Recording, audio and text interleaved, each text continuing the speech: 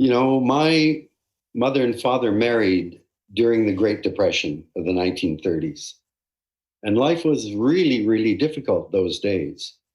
And because of that, their whole outlook on life and values were shaped by the Depression. And those are the things they banged into my head. And they kept saying over and over, live within your means, save some for tomorrow, share, don't be greedy, help your neighbors, you always need their help.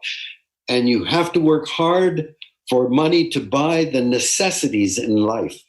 But you don't run after money as if having fancy clothes and a big car and a huge house makes you a better, more important person. Those are values that were pounded into my head as a result of the experience of living in the Great Depression. And what they felt that got them through were family and friends and their community. Those are the things that allowed them to get through. And it's to me, we've created an economy that is now based on consumption. And that was a deliberate thing that came out of World War II. After World War II, as the war was coming to an end, the president recognized that you can't keep pumping out guns and tanks and bombs and planes in peacetime. So he said, how do you transform a wartime economy into a peacetime economy? And the answer was consumption. Get people to worship at the altar of consumption, buy stuff, throw it away, and buy more stuff. And that's the crisis that we're in now. John Maynard Keynes said way back in the 30s, there are many things that should be global or international: art, sports, music. But for heaven's sake, keep your economy as domestic as possible. And I remember when Brian Mulroney was Prime Minister of Canada in the late 1980s, and he was on a program called Larry King Live, and he was talking about what a great job, Brian was talking about what a great job he was doing. And King said, well, I think your economy isn't as strong as you're claiming it's supposed to be. And he said, and Mulroney's answer was, oh, but that's a global economy. I don't have any control over that. Don't blame me for that.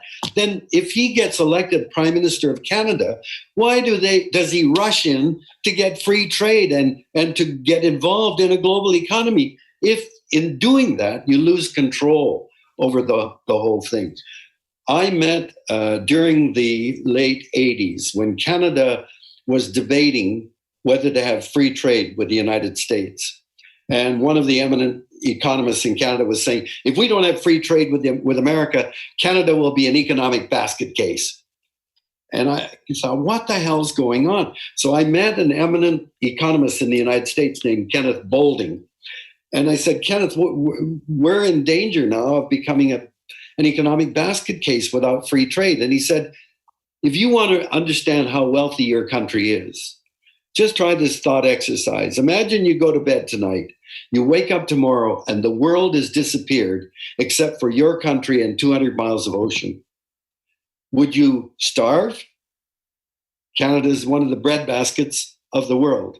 Would you lack for minerals or natural resources? Canada is gifted by far beyond any other countries in the world. Would you lack for an educated public to make virtually anything that you want? By any criterion you want to apply that way, Canada is one of the wealthiest countries in the world.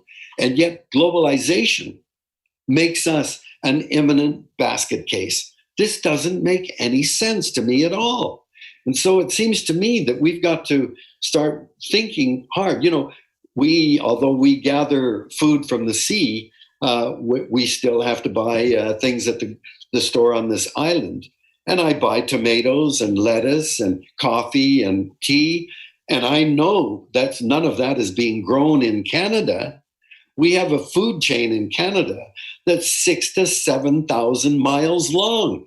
All of that fed by fossil fuels. This can't go on, it seems to me. So we've got to rethink our whole relationship with the planet and this elevation of the economy as the source of everything that matters. This is simply a suicidal path, it seems to me.